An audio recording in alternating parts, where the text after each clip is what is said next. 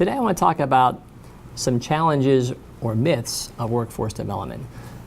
So today's session we're going to talk about the 5 myths of workforce development. My name is Jeff Zinkham. I'm the Director of Competency Consulting at PetroSkills. So myth number 1, workforce competency is important and a top priority. I say that's a myth, and maybe it's not. Workforce competence certainly is a top priority. But the problem is competency, while business critical, does not always trump business need. And that's what I mean by it's not always a top priority. Organizations are challenged to keep up with changing business, technology, and regulatory demands on their workforces. And the pressure is not only to ensure they have the resources needed, but it is also critical to ensure that the workforce itself is competent to maintain and improve productivity and corporate viability.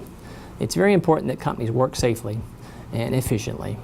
And to do that, your people have to be competent. The problem is schedules, logistics, cost. It becomes a barrier and a challenge. So while I say tongue-in-cheek, it's not always a top priority, it clearly is. But solutions are important. An efficient, viable solution is very important to make sure that you can balance both the business need and the workforce development needs. So myth number 2, training equals competency equals compliance. I say that as a myth because training alone does not always, or does not make a person competent. Training can provide the knowledge that is required to do a certain job, but that alone doesn't mean that person's competent to do a specific task. Bullet number 2 here, a focus on competence is required if the oil and gas industry is to deliver a change in safety skills and performance. So we really need to focus on, is that person competent doing a specific task? That's the important piece. And of course they need to know certain things. They have to have knowledge to be able to perform those tasks, but the word competent is important here because it is the ability to do a specific task. There's some sub-bullets here. In a PetroSkills 2014 well construction and drilling survey, we found that only 40% of respondents have a mentor. And by that we mean the training piece is important, but once you get on the job, having a mentor, having a coach, having somebody show you this is the right way to do it, this is a safe way to do a particular task is very important. But we found because of the challenges, only 40% of the respondents have a mentor. The shortage of technical talent, the availability of competent personnel, and a changing regulatory environment are the top 3 challenges organizations are facing. So again, it's trying to balance the workforce development needs with the business needs. The third bullet here is a more blended experience that combines training, on-the-job experience, and mentoring is very important. And that's what we're building toward here. It's not only important, it is very important to make sure people have the knowledge, which you can get through training, but you also need the on-the-job experience, and you need mentors to help show you the right way to do the job, the safe way to do the job, the efficient way to do that job. And I think when you combine both those together, or all 3 together, training, on-the-job experience with the mentoring, you can drive toward a competent workforce. Myth number 3, compliance serves as evidence of competency for the organization's license to operate.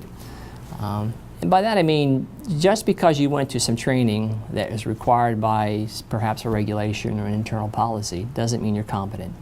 So compliance doesn't necessarily equal competency.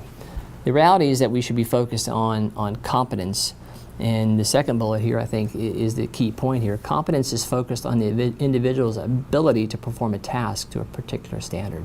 Not necessarily what the person knows about their job, but can they actually perform that task to a certain standard.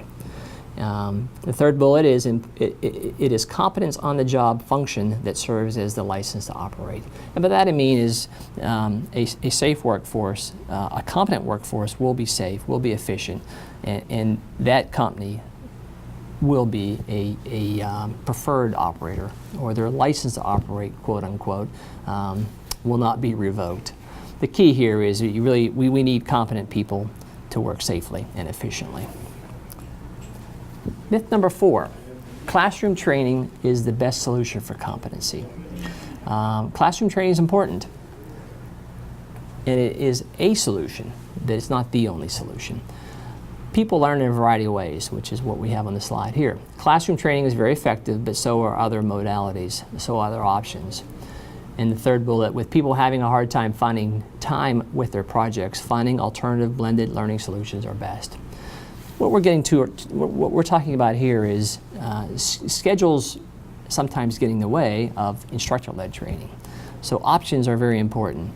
In the Gulf of Mexico example, many of the workers work a rotational schedule, maybe 14 days offshore, 21 days offshore, and then the equal amount of time off where they go home. So trying to fit in a 5-day instructor-led training course is very difficult. So having these other options, like an e-learning option where they could attack certain modules over a period of an hour throughout their work week or throughout their work hitch, or maybe on their days off, or having training available when they come offshore or before they go offshore is very important. So these options, this flexibility is very important. That's what we mean by other modalities. Classroom training is very important, but e-learning can be a very powerful component here. Maybe it's laptop modules that you can go through at your leisure. So those alternatives are very important, and I think can help deliver the training that's needed.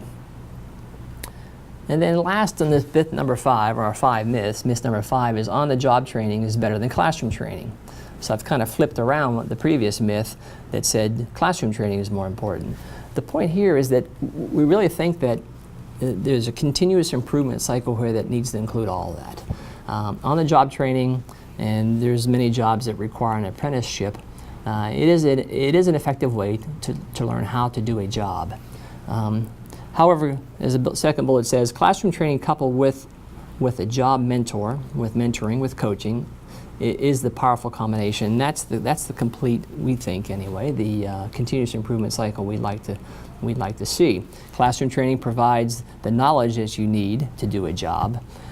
Then you go off on the job to actually perform those duties with someone there, a coach or mentor that can help you, can show you a safe way to do the job, the right way to do the job, to apply the learning that you had in the classroom or from the e-learning modules.